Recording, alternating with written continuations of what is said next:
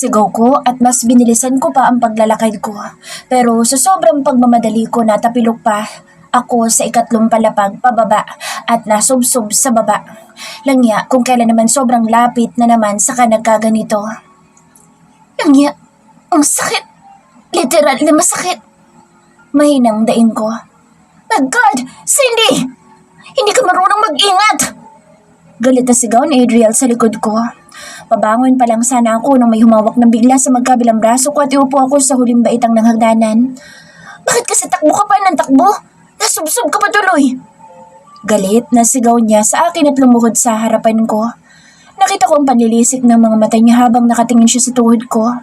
Hindi ko na tuloy maramdaman ang sakit dahil kitang-kita ko sa pagmumukha niya kung paano siyang mag-alala sa akin. Masakit ba, Cindy? Kunotong tanong niya sa akin. Kita ko ang galit sa mukha niya pero hindi pa rin mawala sa boses niya ang pag-aalala sa akin. Paano niya nagagawang pagsabayin na mainis sa akin habang nag-aalala? Cindy, tinatanong kita. Madiing saad ni Adriel sa akin. Hindi ko mapigilan na matulala na lang talaga sa kanya kapag nakikita ko siya na nag-aalala sa akin. Ayos lang naman ako. Saad ko. Pero hindi ko naman kasalanan kung bakit natapilok ako at nahulog. Kung sana lang kasi hindi na niya ako sinundan kasi sa kusina lang naman ako pupunta. Lalayo lang naman ako sa kanya saglit. Yun lang naman. Pero gusto agad niya na nakasunod sa akin. Sigurado ka ba? Wala bang masakit sa'yo? Tanong pa niya sa akin at kinuha ang kamay ko sa ibabaw ng hita ko. Tulad ng madalas niyang gawin, hinimas-himas niya muli ang likod ng palad ko gamit ang hinlalaki niya. Ayos lang ako. Saad ko pa na malakas ang loob. Hindi ko na talaga maramdaman ang sakit at sobrang dali niyang agawin ang atensyon ko sa pag-aalala niya. Kaya ko pa nga tumayo. Sambit ko at dahan-dahan na tumayo. Nakatayo naman ako ng maayos pero napatayo rin siya agad at tinawakan ng magkabilang siko ko. Napahawak ako sa braso niya at dahan-dahan siyang tinulak palayo sa akin dahil baka may marinig siya. Marinig niya ang pagkabog ng dibdib ko na sobrang lakas talaga. Kaya ko, di ba? Okay lang ako, Adriel. Kumalma ka na at umakyat na sa taas dahil mag-isa lang sa shorty doon. Sambit ko sa kanya. Nagkaroon ng agwat ang pagitan namin dalawa pero hindi niya pa rin ako binibitawan. Hawak-hawak niya pa rin ako sa siko ko na para bang matutumba ako. Kayang-kaya ko naman tumayo na maayos gamit ang sarili kong dalawang paa. Malayo naman sa bituka at hindi talaga masakit. Iisipin ko pa ba ang sakit kung mas nangingibabaw pa rin ang pag-aalala sa mukha niya na nakikita ko? Sa tingin ko kailangan ko magpatawad ng doktor para lang makasaguro na ayos ka. Adriel naman, ito ka na naman sa pagsasayang ng pera mo. Bardagulin na talaga kita sa susunod. Saad ko pa sa kanya. Binitawan niya ang siko ko at akala ko'y ayos na pero mali ako dahil bigla niyang hinapit ang bawang ko. Hindi pa rin siya ayos sa sinabi ko at alalang-alala pa rin talaga siya sa akin. Saan ka ba pupunta? Alalahin na lang kita. Anya pa. Parang dumadamoves na lang siya sa akin ngayon pero hindi ko rin masabi ng diretsahan kasi ang mukha niya parang pinagsakluban ng langit at lupa sa sobrang pag-aalala sa akin. Gusto ko nga siyang iwasan pero dahil sa pagkakasubsob ko kaya mas lalo ko pa siyang nakasama. Grabe. Sa kusina. Sagot ko sa kanya. Mabuti na lang talaga at wala ang lolo ko ngayon sa bahay dahil kapag nakita niya kami sa ganitong sitwasyon, baka kung ano pang isipin niya. Kilala ko pa naman ang lolo ko dahil sa tagal namin magkasamang dalawa, kahit ang utot niya nga yata'y alam na alam ko na. Dahan-dahan siya naglakad na parang siya pa ang nasubsob. Pati tuloy ako'y napabagal sa paglalakad dahil sa kanya. Gusto mong kumain? Tanong niya sa akin na parang may sinusundan kaming karo ng patay sa sobrang bagal namin maglakad. Masyado naman kasi siyang mapilit na tao. Kahit okay naman na talaga ako, kinakaroon niya talaga masyado ang pagiging overreact. Masyado niyang pinapalaki ang mga bagay na maliit lang naman. Hindi. Tepid na sagot ko. Hindi pa rin ba niya magets ang totoo? Kung anong gusto ko kaya ako lumabas ng kwarto ko? Kahit na akin naman na ang bahay na ito at akin naman na ang kwarto sa taas. Eh anong gagawin mo sa kusina at nagmamadali ka pa? Kala ko'y gutom ka na. Anya pa. Ako magugutom sa bahay na to? Paano ako magugutom kung sobrang daming pagkain dito?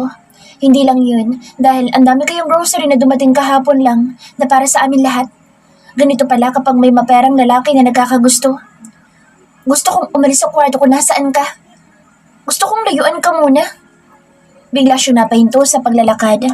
Napatingin ako sa kanya na nakatingin sa akin ngayon ang magkasalubong niyang kilay. Ako? Gusto mo ako layuan? Gulat na tanong niya at nakita ko ang pagdaan ng sakit sa mga mata niya. Mahal na mahal ko ang sarili ko kaya gusto ko muna makalayo sa kanya. Kawawa naman kasi ang puso ko dahil baka mamaya bigla na lang tumigil sa pagtibok kung sakali man na mapagod siya sa sobrang bilis ng pagkabog. Hindi na nga ako nagkaroon ng normal na pagtibok ng puso dahil sa kanya eh. Hindi na naging normal dahil palagi ko na lang siyang kasama kahit nasaan pa ako magpunta. Bakit ayaw mo kong makasama? Seryosong tanong niya sa akin. Wala na ang pagkaseryoso sa mukha niya dahil kita ko ang lungkot sa mga mata niya. Ginawa niya ang lahat para sa akin pero palaging lungkot ang binibigay ko sa kanya. Hindi ba parang sobra na ako? Maniniwala ka ba sa sagot ko? Tanong ko. Kung maniniwala pala siya sa sagot ko na sobrang hirap paniwalaan, sasabihin ko eh. Kahit kasi ako hindi ko magawang paniwalaan ang dahilan ko kaya gusto kong lumayo sa kanya. Hindi naman talaga ako nagsasawa sa mukha niya at palagi ko lang yung dahilan sa isip ko. Pinipilit ko na nagsasawa na ako sa mukha niya pero isang kasinungalingan lamang iyon. Kahit ano pang sabihin may paniniwalaan ko basta galing sa'yo, Cindy. Lahat paniniwalaan ko kapag mula sa bibig mo. Kaya sabihin mo na para maintindihan ko. Ang puso ko. Mabilis na sagot ko. Sobrang bilis ng kabog kapag ikaw ang kasama ko. Ayokong kinakabahan ako kasi hindi ako sanay. Yun lang naman talaga ang pinakadahilan ko. Yun ang bagay na naamin ko na sa kanya ngayon. Normal lang yan, Cindy. Tandaan mo. Gusto mo ako kaya ganyan ang puso mo. Baka nga hindi mo lang maamin sa sarili mo pero mas malala pa pala sa pagkakagusto yung nararamdaman mo. Cindy. Sigurado ka bang 1 linggo lang tayo doon? Tanong ko kay Adriel na iniayos ang mga gamit namin sa likod ng kotse niya. Papunta na kami sa airport ngayon para sa biyahe namin papuntang Cebu. Gusto ko lang namang manigurado sa kanya dahil baka mamaya ay mas scam niya pa ako at lumagpas siya sa usapan namin na 1 buwan lang dapat. Oo nga, ilang araw mo nang tanong yan. Natatawang sambit niya sa akin. Gusto ko lang naman na makasigurado na pag-uwi natin sa Maynila tapos ng trabaho ko sa'yo. Sinara niya ang compartment ng kotse pagkatapos niya ipasok lahat ng gamit namin. Humarap siya sa akin at sumandal sa kotse niya. Gusto mo na talaga matapos? Tanong niya sa akin. Dumaan ang saglit na sakit sa mga mata niya. Kung sakaling kumurap ako, malamang hindi ko nakita iyon. Bakit pa nasasaktan siya? Masyado ba akong malaking kawalan sa buhay niya? Una pa lang kasi dapat alam na niyang trabaho lang at wala nang iba. Bakit kasi umabot pa siya sa sitwasyon na ganito? Hindi niya ako gayahin na sobrang master na sa pagpipigil at pagtanggi dahil ayokong sa huli dumepende sa kanya ang buhay ko. Ayokong hanap-hanapin ko siya at matuto ako nung sumandal na lang palagi sa kanya. Tingnan na lang natin, Cindy. Saan niya na parang may mangyayari pa na kakaiba sa loob ng 1 linggo? O pupunta pa naman tayo sa Cebu. Umalis siya sa pagkakasandal ng kotse niya at ito na naman ang aura ng kanyang muka na punong-puno ng kumpiyansa na parang may magbabago pa. 1 linggo na lang at sigurado ako na wala na. Buo na ang desisyon ko na hindi na ako uulit pa sa pagtatrabaho sa kanya. Hindi ko gusto ang nararamdaman ko kapag siya ang kasama ko, lalo na sinabi niya noong nakaraan na baka mas malala na sa pagkakagusto ang nararamdaman ko sa kanya. Kaya mabilis ang tibok ng puso ko. Ayoko. Ayaw na ayaw kong magmahal ng iba. Kung pwede nga lang pakasalan ang sarili ko, baka ang sarili ko na lang ang pinakasalan ko. Trabaho lang ang gagawin nating dalawa sa Cebu, Adriel. May pupuntahan kang seminar bilang butihing pulis na hinahangaan ng lahat. At ako naman ay mag-aalaga ng aso mo. Yun lang at wala ng iba. Tumigil ka na sa pag-asa mo na matatapos ang buwan na ito na may iba pang mangyayari dahil wala na. Oo. Inamin ko sa kanya na gusto ko siya pero hanggang doon lang yun. Alam ko naman, Cindy. Huwag mo na may pangalandakan sa akin. Anya na may kasamang pait sa tono ng boses niya. Sakay na. Anyaya niya sa akin. Pinanood ko siyang magtungo sa pinto ng driver's seat niya bago ako natauhan at lumakad papunta sa pinto ng kotse niya sa unahan. Masyado na naman ako nadadala sa mga emosyon na nakikita ko mula sa kanya. Hindi dapat ako ganito dahil paano na lang kung magkatotoo ang sinabi niya sa akin noong isang araw? Paano kung lumagpas na lang ako sa simpleng pagkakagusto ko dahil sa pagiging lutang ko sa mga emosyon niya sa harapan ko? Walang mangyayari, Cindy. Bulong ko sa sarili ko at hinila pabukas ang pinto. Nakita ko agad si Shotty na nakaupo sa pwesto ko na sobrang tahimik. Kahit saan ko talaga siya iwanan, marunong siyang pumirmi. Mas malikot pa nga yata ang mga bata sa lansangan kaysa sa aso ko. Ako naman dyan. Sabit ko kay Shotty at kinuha siya mula sa front seat. Naupo ako sa front seat at inilapag si Shotty sa ibabaw ng hita ko na parang sarap na sarap sa lambot ng hita ko. Sa lahat ng aso na nakita ko, ito na yata ang pinakaswerte. Makakasakay siya sa eroplano papuntang Cebu at alam ko sa pribadong eroplano pa kami sasakay ni Adriel. Seatbelt mo. Paalala sa akin ni Adriel. Hindi ko naman nakakalimutan pero madalas niyang sabihin sa akin ang tungkol sa seatbelt ko. Alam ko naman ang gagawin ko. Sinara ko ang pinto ng kotse niya at kinabit ang seatbelt ko. Komportable ka na? Tanong niya sa akin. Napatingin ako kay Adriel na nakahawak na ang kamay sa manibela ng kotse. Komportable na ako sa silya ko pero ang kasama siya, mas oo pero may bagay sa loob ko na hindi mapakali. Parang may 100 ng paru-paro ngayon ang nasa loob ng tiyan ko. Oo, tipid na sagot ko kahit na may sagot sa isipan ko na sobrang haba. Sino kasama natin sa aeroplano? Tanong ko kay Adriel nang tapakan na niya ang gas paalis sa harapan ng bahay ko. Bahay na ibinigay niya sa akin pero nakikitira pa rin siya kahit na nakatira naman na siya sa isang exclusive condo at nagmamayari ng malaking penthouse. Mas komportable nga siya sa penthouse niya na mas malaking kwarto para sa kanya pero hindi ko alam kung bakit kailangan pa niyang makikwarto sa akin. Masyado siyang halatado talaga. Hindi uso kay Adriel ang magtago ng feeling dahil araw-araw niya pinapakita, harap-harapan pa. Kahit na mga pulis ang katabi namin, masyado pa rin siyang madikit sa akin na parang kambal tuko kaming dalawa. Tayo lang ng mga piloto at ilang mga FA. Sagot niya sa akin. Napataas ang dalawang kilay ko dahil ang akala ko'y makakasama namin ng mga katrabaho niyang pulis. Mukhang kabilang dalawa, kaya ayos lang kung maglilikot si Shotty. Hindi masyadong poproblemahin dahil wala naman tao magrereklamo sa aso namin. Baka kasi hindi ka maging komportable kung sa ibang eroplano. Ito ang una mo sakay sa aeroplano kaya ayoko mailang ka sa mga makakasabay natin sa aeroplano. Mas mabuti na sa pribado na lang tayo. Anya sa akin. Napairap naman ako sa kanya tinawakan ng mabalbo na si Shotty.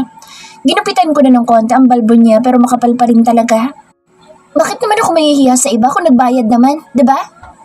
Asik ko sa kanya. Para-parehas naman kami ng halaga ng ibinayad. Pantay-pantay lang kaya dadma sa magrereklamo kung sakali man na may mga kasabay kami. Kailan ko ba iniisip ang sasabihin ng ibang tao?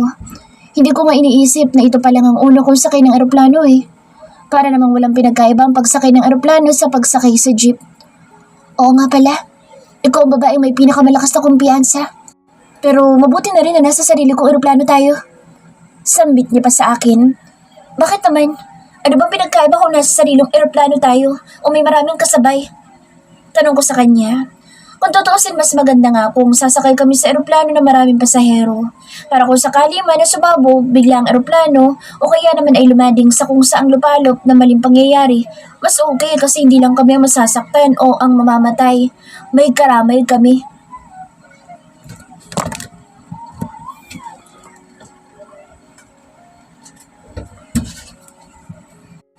Sa ibang eroplano marami tayong makakasabay na ibang mga tao na hindi naman natin kakilala. May mga lalaki na baka tumingin sa iyo. Hindi ko rin masasabi dahil hindi naman pare-pareha sa mga lalaki.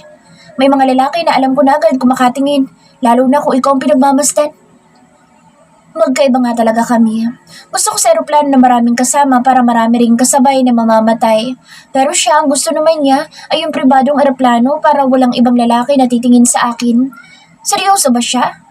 Wala pa man din kami relasyon pero ibang klase talaga siya. Ang pangit ng dahilan mo.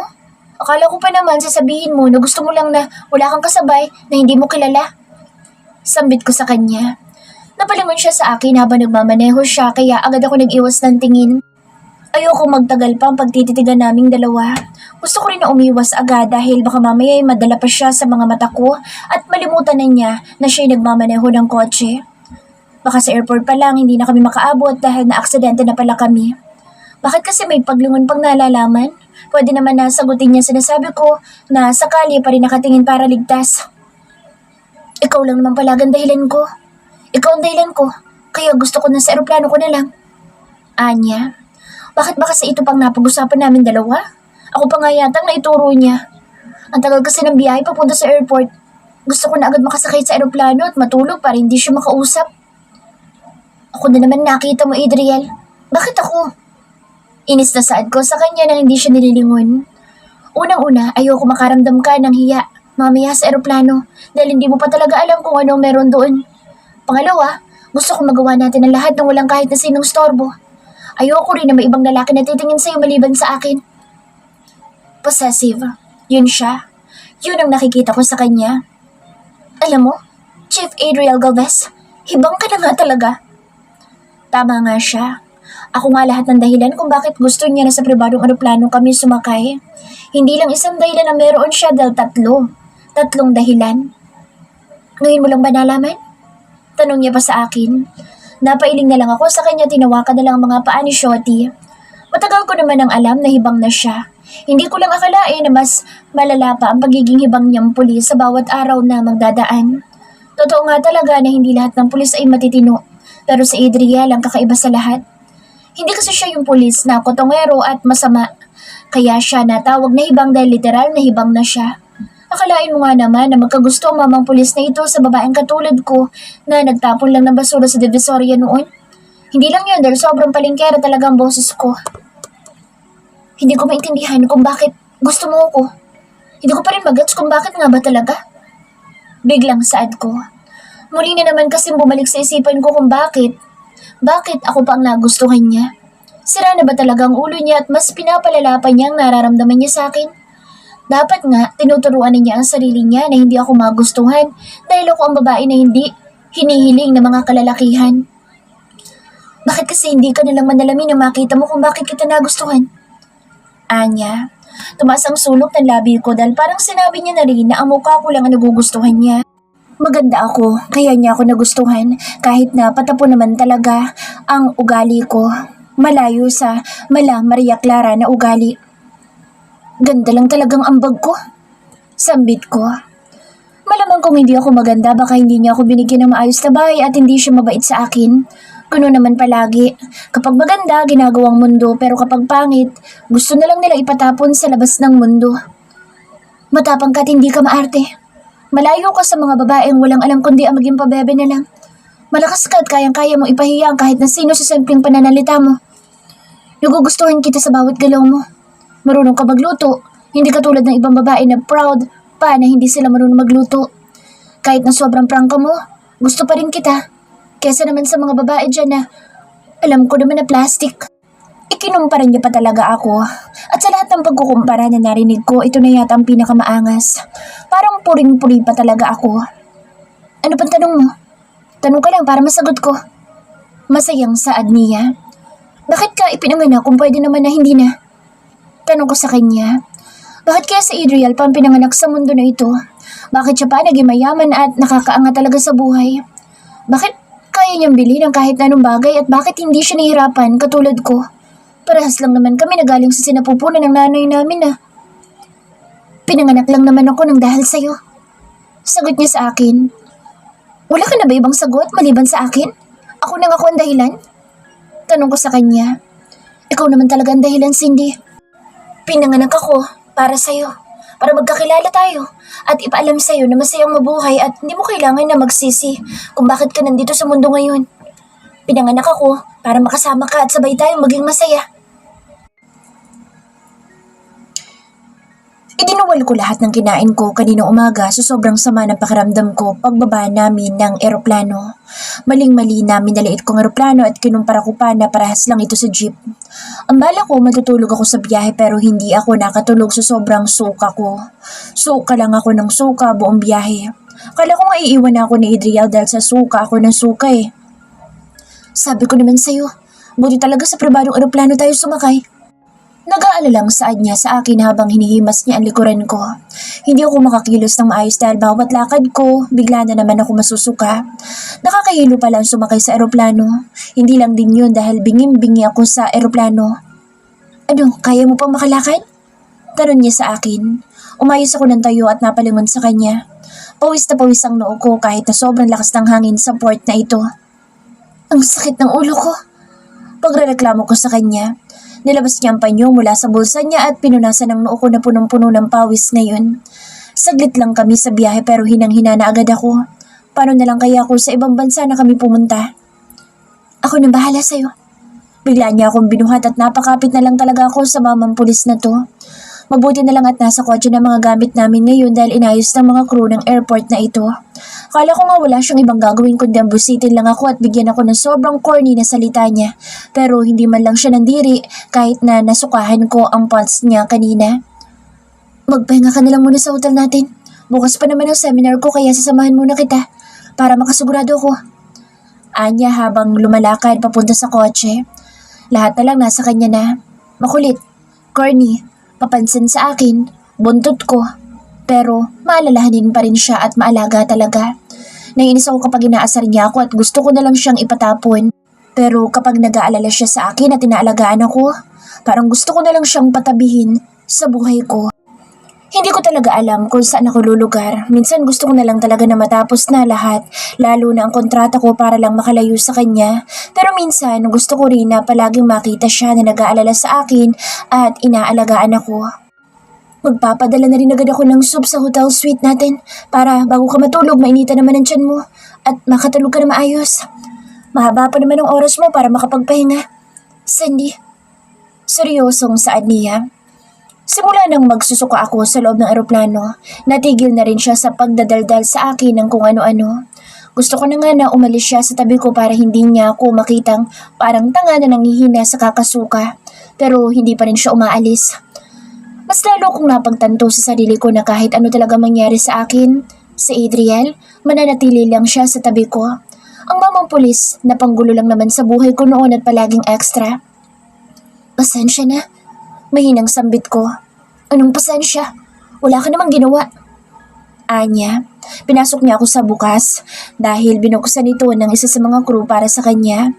Umayos ako ng upo at agad inayos ni Adriel ang seatbelt sa katawan ko. Wala ka namang kasalanan, Cindy. Ayos lang. Sagot niya sa akin at hinalikan ang noo ko. Napatango na lang ako at pinikit na ang mga mata ko. Narinig ko ang pagsara ng pinto sa gilid ko at ang mahinang halinghing naman ng aso ko sa likod. Hindi ko siya mahawakan dahil baka mamaya maduwal na naman ako at masalupan Shotty. Daan na rin ako sa pharmacy para makainom ka ng gamot mo, Cindy. Kailangan mo yun para mas maayos ang pakiramdam mo. Sambit sa akin ni Adriel pagpasok niya sa sasakyan. Hindi ako kumibo at nanatiling nakapikit ang mga mata ko. Mabuti na lang talaga at hindi nakakahilo ang bagong sasakyan kung nasaan kami ngayon. Bagong sasakyan na naman kasi kami at naiwan ang kotse niya na ginamit namin papunta sa airport sa port sa Maynila. Nabigla ka lang talaga dahil itong unang beses na bumiyahe ka, sakay sa aeroplano. Kung magiging ganyan ka pala, mas mabuti siguro na magbarko naman tayo pa uwi para makalanghap ka ng sariwang hangin at hindi ka mahilo sa biyahe. Sustyon niya at tanging tango na naman ang naisagawa ko. Ang dami kong nagagawa sa nakalipas na nakasama ko siya. Hindi ko akalain na makakasakay pa ako sa eroplano sa buong buhay ko at pati pa nga sa barko. Ganito pala kapag mayaman ang amo ng aso na inaalagaan ko. Papaayos ko na agad ang barko ko para sa pag-uwi natin sa Maynila. Gusto ko komportable ka lang. Sambit niya sa akin. Yun naman palagi ang sinasabi niya. Gusto niya na komportable ako pero palagi naman siyang nakadikit sa akin para bigyan ako ng dahilan para hindi mapakali sa isang tabi. O diba? Hindi ko rin siya maintindihan talaga minsan. Sa dinner naman natin mamaya, ano gusto mong pagkain? Tanong niya pa sa akin. Wala pang handang halian pero tinatanong na agad niya ako ng dinner. Ang sama pa naman ang pakiramdam ko kaya paano makakapang-isip? Ikaw na bahala. Sagot ko tulad ng mga sagot ko sa kanya noong mga nakaraan. Hindi ko talaga hilig ang mamili ng pagkain. Hindi rin naman ako ang tao na mahilig mag-crave at hanap-hanapin ng pagkain. Basta kung ano nakahanda sa harapan ko, kinakain ko. Yun lang naman ang mahalaga sa akin, ang makakain, pero wala akong gana ngayon. Hindi ako sanay na ganyan ka. Kung alam ko lang na magsusuka ka na magsusuka, sana pala hindi na tayo sumakay ng aeroplano. Anya, hindi pa rin siya pagod sa pagsasalita niya at sinisisi naman niya ngayon ang sarili niya. Hindi ko rin naman alam kaya tumigil ka na. Sambit ko sa kanya.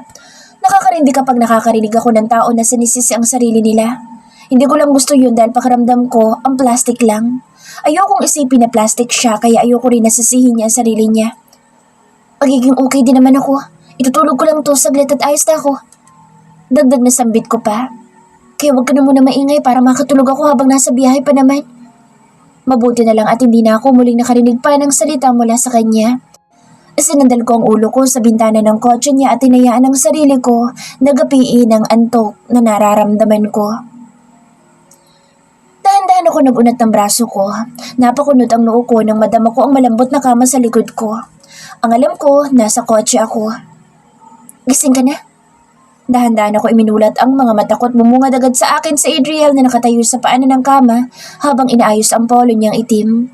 Mukhang katatapos niya lang na maligo. Anong oras na? Tanong ko sa kanya at naupo sa kama. Sumandal ako sa headboard ng kama at napatingin sa dingding na salamin. Kita-kita ko ang ulap na kulay kahel. Umaga ako nakatulog pero ngayon lang ako nagising. Saktong palubog ng araw. Paano kaya ako dito makakatulog na maayos mamayang gabi kung ngayon pa lang ako nagising? Alas 6 na, Cindy. Hindi na kita ginising dahil mahimbing na ang tulog mo. Masakit pa bang ulo mo? Tanong niya sa akin. Umiling lamang ako at napatingin sa kanya na naglalakad na ngayon papunta sa akin. Kagigising ko lang pero heto na naman agad ang abnormal na pagkabog ng puso ko. Maligo ka na para makapag-dinner tayo sa baba ng hotel. Anya at naupo sa gilid ng kama. Hinawakan niya ang sabog kong buhok at inipit niya ito sa gilid ng tenga ko. Ang ngiti sa labi niya ay wala pa rin papatay dahil abot ito hanggang tenga. Ang mga mata niya na nagniningning sa tuwa na para bang sobrang ganda ko kahit na alam ko naman na sabog ako at tululaway pa. Huwag mo na masyadong gandahan dahil dyan lang naman tayo sa baba ng hotel. Hindi rin naman kita ilalabas lalo na't kagagaling mo lang sa sama ng pakiramdam mo. Ayos lang naman na ako, Adriel.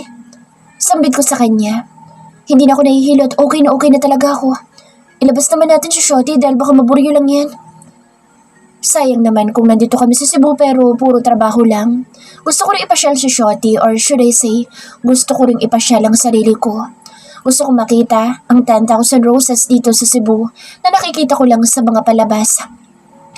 Lalabas naman tayo pagkatapos ng seminar ko. Ang 3 araw na matitira iikutin natin ng Cebu. Nakangiting sambit niya sa akin. Bakit hindi mo na lang kami hayaan ni Shotty na ikutin ng Cebu? Habang nasa seminar ka? Kaya naman namin Saad ko. Marunong naman ako mag-search at hindi naman siguro ako maliligaw dito sa Cebu. Pwede ko rin naman siyang tawagan kung sakali man na maligaw nga ako. Gusto ko lang namang mamasyal ng kami lang ni Shotty. Dahil kapag kasama ko siya, mas daig niya pa ang aso kung nakalungko sa akin. Hindi pwede. Hindi ka alis nang hindi mo ako kasama, okay? Isasama kita sa seminar kaya maligo ka na para makakain na tayo sa labas. Huwag na ako masyadong magbihis, pero ikaw itong todo bihis. Nakaitim na polo button shirt ka na parang sa meeting ka pupunta. Negosyante ka ba, ha? Tanong ko sa kanya. Kapag ganyan ang ayos niya na nakaslocks at polong itim, mukha siyang isang negosyante na seryoso sa buhay, kahit na ang totoo ay isa siyang pulis na sobrang daming alam. Pulis na sobrang kulit. Pagpapalit din naman ako bago tayo lumabas. Anya. Nagsalubong ang 2 kilay ko sa kanya at napatingin sa suot niyang damit habang ang kamay niya ay nasa buhok ko pa rin. Paulit-ulit pa rin ang paggalaw ng kamay niya sa buhok ko. Bakit ka pa nagbihis ng ganyan at inayos mo pa ang manggas mo? Kala ko tuloy ganyan ang suot mo maghahapunan lang naman tayo sa baba. Sambit ko. Napatawa siya sa sinabi ko at ginawa na ng halik ang noo ko. Mas lalong nagsalubong ang kilay ko sa kanya dahil nasasanay na talaga siya sa kung ano-ano niyang ginagawa sa akin. Hindi ba halata na gusto ko lang magpasikat sa'yo? Natatawang saad niya. Nawala ang pagkakakunot ng noo ko dahil sa sagot niya. Sa isang iglap, nawala na lang talaga agad. Mabuti naman at nagiging aminado na siya ngayon na nagpapapansin nga siya sa akin. Bakit nagpapasikat ka pa sa akin? Wala din naman ako ibang papansin sa kwarto na to kundi ikaw lang dahil ikaw lang naman ang kasama ko. Napadila siya sa ibaba ng labi niya at nagsimulang mamula ang tenga niya papunta sa batok niya. Ang lakas ng apong niya tapos marunong din pala siyang mahiya. Kapag namumula ang lalaki, ibig sabihin nahihiya siya.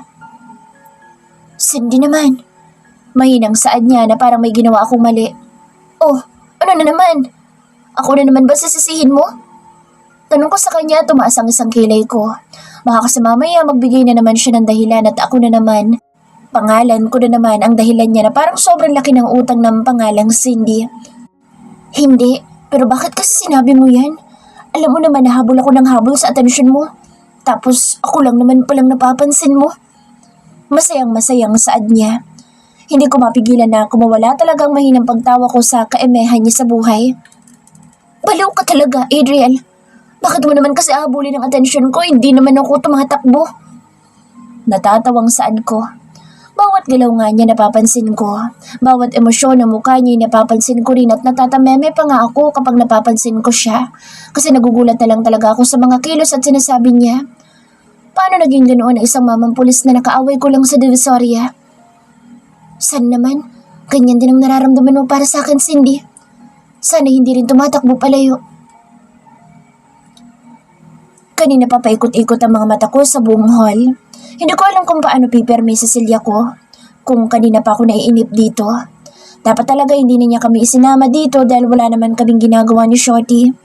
Nainis na nga ako tapos tinulugan pa ako ni Shorty na nasa ibabaw ng hita ko. Hindi ko nga alam kung ano ba talaga ang topic nila sa seminar na ito. Wala akong maintindihan sa nagsasalita sa harapan at nakakaantok pa. Ayos ka lang ba? Tanong sa akin ni Adriel na nasa tabi ko lang.